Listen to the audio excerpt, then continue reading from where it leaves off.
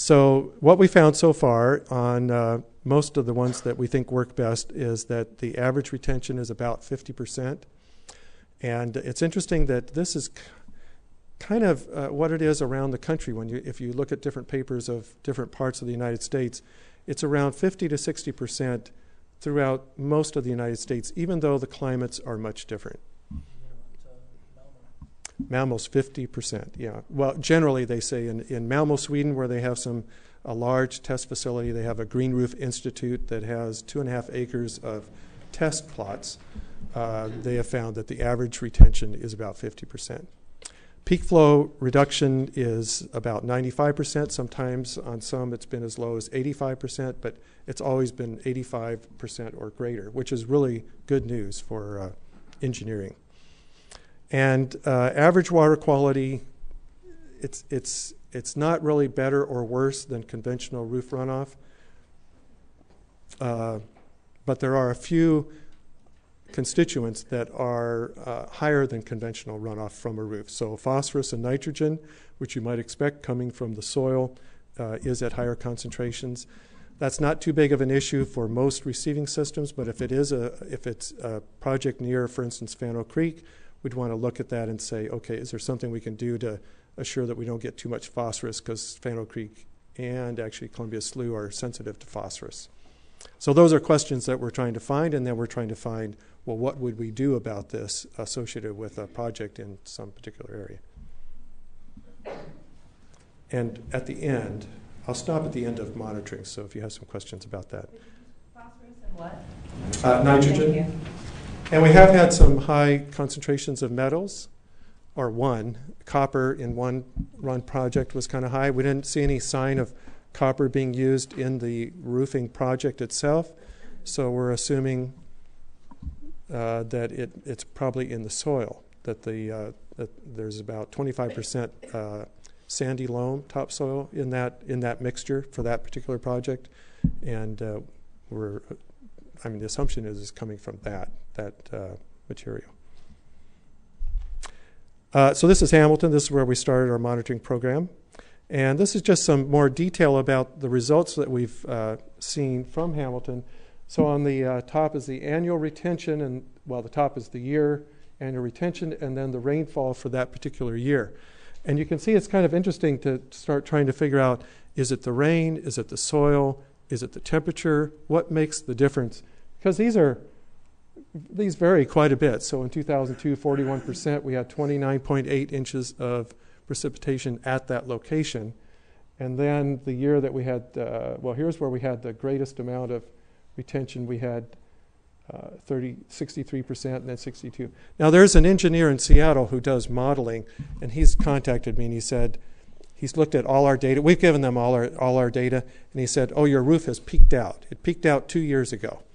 And then I was looking at this, oh, he's pretty close, isn't he? Because now it's like 47, 51. I don't know what it's going to be. So that doesn't mean that's an absolute fact or absolute. Retention is the rainfall that it's also referred to in forestry as interception. Well, retention in this case is the retention in the foliage and the roots in the soil. So the rain hitting the roof does not drain off. So that percentage, so 56, well, what we're saying there, 53% does not drain off. It evapotranspirates back up into the atmosphere. I always kind of like that thought that the stormwater system, part of the stormwater system for an Ecoroof is the air. We don't have to build a pipe or, anyway. Use the word reduction just as easily. Basically, runoff reduction, right? Well, you are reducing the runoff. It's the same. It is reducing the runoff, yeah. I think in engineering the term is usually more commonly used as retention. You also mentioned that retention hits a peak. Does that mean that an eco-roof becomes less effective over time? Does the soil need to be replaced? I don't. Let's wait and get onto that. Let's get to the end of monitoring. So Multnomah County put their Ecoroof in 2003, and let's look at these results. So what this is showing is that when you look at, I'm not going to go through all these numbers, but look at the winter numbers and you'll see that the rain here is 82 inches. July 2014. Oh, okay. I'm sorry. I can't think with lights showing. That's my excuse. Okay, I get it. Anyway, the bottom line of this, without getting into all that, is you can see that it's on average it's 35%, so it's much less than the Hamilton. Hamilton is 5 inches of soil. Multnomah County is 6 inches of soil. So you would expect that with 6 inches of soil, we're going to get more retention, more stormwater management. And the point is that through this analysis, it doesn't. The other thing is that in this particular case, because the soils are so porous, which I don't think people are using soils quite this porous any longer, but they have to water it so much in the summertime that this is the irrigation, and I believe that's the runoff of the irrigation. So we actually have irrigation running off the roof because the soil's so porous it won't stay in the soil. So there are a lot of things to learn and a lot of things to be careful of. So getting the soil, getting the irrigation, or do you need irrigation, or how should you irrigate? Lots of questions. Then the Portland building, which we've only been monitoring for a short time. So actually the monitoring equipment is right here at the drain. So it's monitoring this area as well as half of the penthouse roof. And so this is what we've had so far. So from March 2007 to March 2008, 36 inches of rain, which is 15,500 cubic feet of water. And then the runoff has been 5,700 cubic feet. So we've had so far on this roof 64% retention. And it's like, this is 3 inches of soil up here. So interesting, huh? So let me just get a little bit more. Okay, so before we get into water quality, did some of you have more questions about the retention? I saw a hand over there. Well, okay, so over there. I have a question on when you measure retention. Do you do like a little watershed on the roof and then do an area and then just collect that amount? I'll tell you the detail of how we monitor. It is very sophisticated in the sense that it's not us doing it. We actually have people that we pay lots of money to do that. Okay. So you have a question? You answered it. Did I answer? Okay. Yeah. With regard to the phosphorus and nitrogen has a lot of using bioaccumulating plants been, we'll get to that. Let's save that for the end of the water quality. I know I mentioned it already, but we'll talk about it. And you have something. Let's talk about volume. Wouldn't the retention be highly correlated to how the rain comes? I mean, whether it all comes in a big downpour or you get drizzled on for 5 days? Yes, it's very. Do you have very. to factor that into your? No, we just measure. This is actual measurements. So we're not speculating. We're taking the measurements. Here's the measurement. We're giving this information as the measurement. How it all works. On occasions, we sit down and speculate quite a bit. Well, not quite a bit, but we do speculate as to what are the reasons for this. I mean, I do at home, but I don't sit at my desk speculating. What is the reason for that? The plants that all survived on this one roof that you took off of irrigation this year, right. Because of the way the rain came this year, that may be as big a factor as anything else. Right. We had half the average rainfall this summer than we normally have. So we were 2 inches. Right. How did it come? Yeah, lots of questions like that. Right. That's for after the rain. Somebody else? Yes. Do you know if the Institute in Malmo is doing controlled retention testing? I believe they're doing a lot. I've seen papers come out of Malmo, but I haven't read them. But they have a couple universities involved with the city as well as the European Union environmental things. So you can check them. They're at greenroofs.se if you're interested in just kind of checking on it. SE for Sweden. Yeah. I was also hoping to hear your answer to this question about Ecoroof retention peaking out and maybe being less effective over time. Oh yeah, thank you. That you did have that question. You might speculate that that's the case. That's what the engineer in Seattle is doing, and but I wouldn't count on that. I think nature, this is a living system, and a living system has a way to kind of come and go. We're living systems, and sometimes we feel good, and sometimes we don't. But it does seem that something that eventually starts, ages, and then reaches some kind of plateau and then declines is sort of a logical way to look at things. I think it's too early to say that in 8 years or 7 years it would have reached that point, but maybe not. So we're continuing to monitor the Hamilton project to see how does it perform over time, and so a couple years from now, we'll get together and we'll tell you what happened, or just keep track every year. Yeah. I'm wondering if that question came from peak flow reduction, if people are reading that as what the question just was. So could you describe what peak flow reduction is? Oh, okay. So the question, I'm sorry.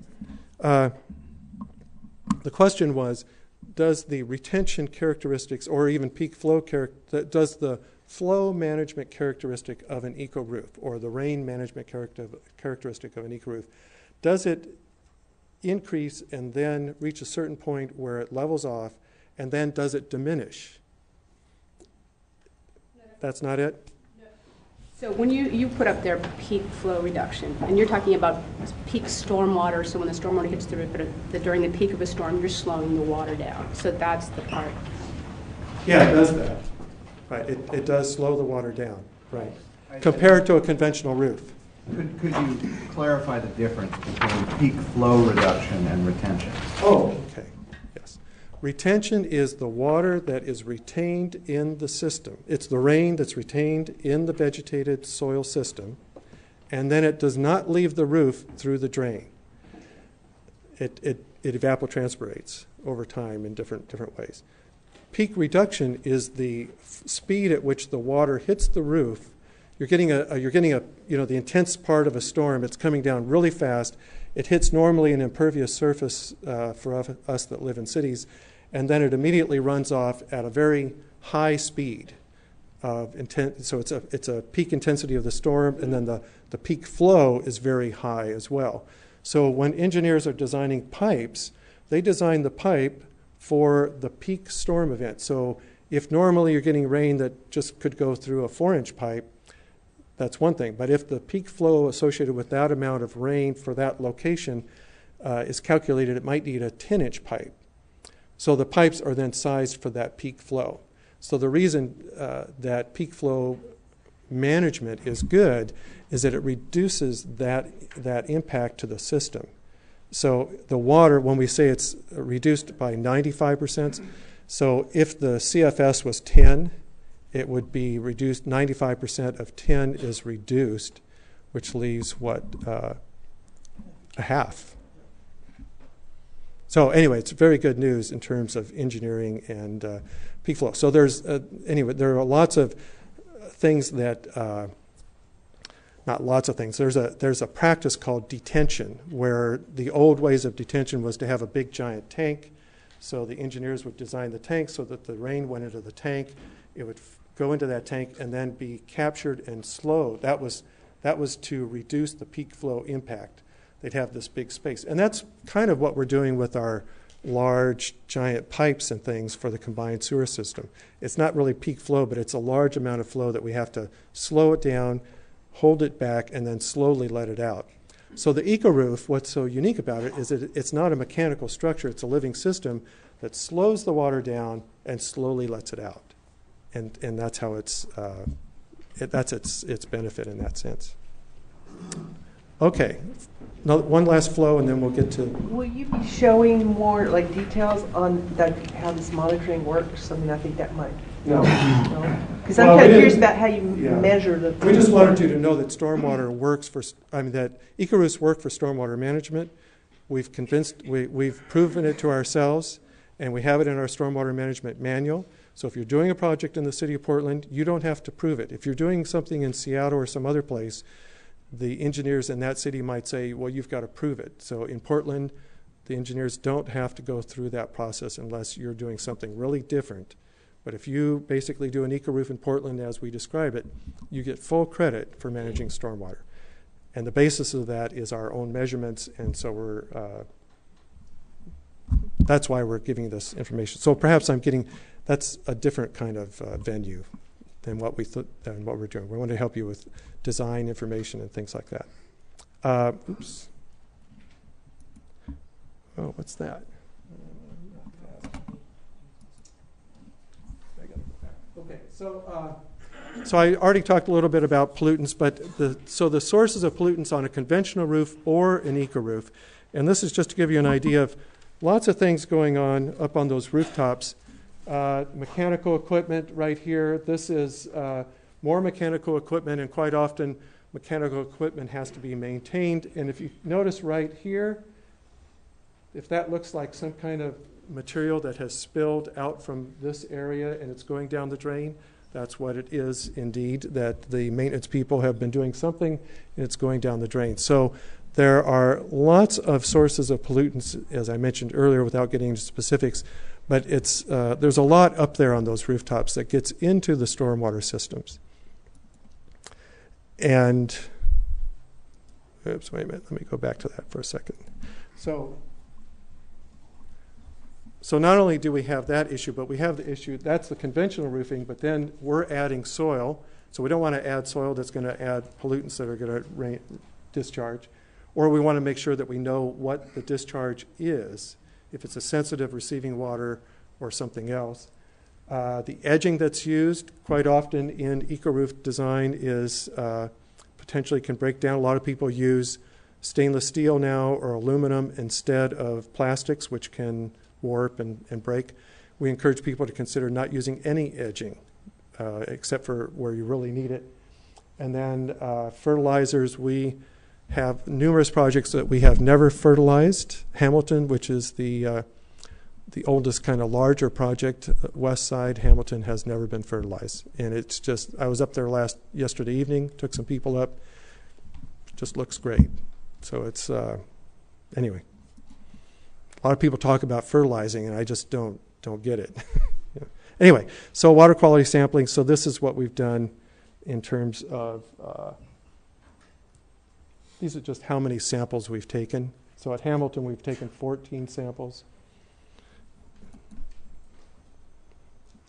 And as I already talked about this, nutrients, copper, zinc. Now, just to give you an idea, so when we're trying to figure out what are the sources of these pollutants in the runoff coming from Hamilton when we were taking these samples. We had the soil sampled at our lab. So this is and this is in your materials there. But just to give you an idea, so the west side of Hamilton, west side and east side, we have two different soil types on Hamilton. The west side, if you just look at dissolved copper, it's referred to as extractable copper here. It's 6.08, and then the east side is 1.25. So about 4 times greater concentration in the west side than the east side. And then the results, just looking at copper, so dissolved copper in the rainwater that's coming out of those two roofs. These are some of the samples up to 2002, and these are the concentrations in the east side and the west side. So even though one side has 4 times more copper in it than the other side, on occasions they're almost equal. And then on other occasions they're close enough to be called equal. And then on other occasions they differ dramatically. Here, and then here we're close again, and then here they've departed quite a bit. So here's the east side that has, remember that 1.25 concentration, and then the west side has 6.08. So you might say, okay, the west side has more copper in it. There's more copper leaching out of the soil, so that seems like a logical conclusion, except that it keeps going back and forth. Sometimes they switch back and forth. So we'll just leave it at that. So we're working on that. We don't know the answer, but we're working on it. So pollutants can vary greatly between soil types. Occasionally, pollutant concentrations exceed certain water quality standards. That was the only one we've seen is just the copper, and it occurs a couple times. And we still need to keep working on this. So I hope you'll be okay that we are using some of our stormwater resources to do that. get those answers. And then there is monitoring going on in other parts of the state. Research to compare runoff from conventional roofs, soil only, and soil plants is being done at Oregon State University and Portland, and they are also working on our building up here. And then Portland State University is doing a lot of research on energy, more energy than water quality or stormwater, but they are researching stormwater as well. And Portland State recently got some funds from EPA, and they are now starting to set up a system where they're going to put photovoltaic panels and Ecoroofs together on the same space on a roof to see how they might complement each other. And then we heard that at University of Oregon, I guess, Dave, you heard this, that there's energy research that's starting at U of O. I think it's a problem of architecture. They're looking at movement, energy through Ecoroof, so thermal and whatnot. So somebody said, what is PP? Photovoltaics, those solar panels on the roof. Not the water ones, but the ones that make electricity.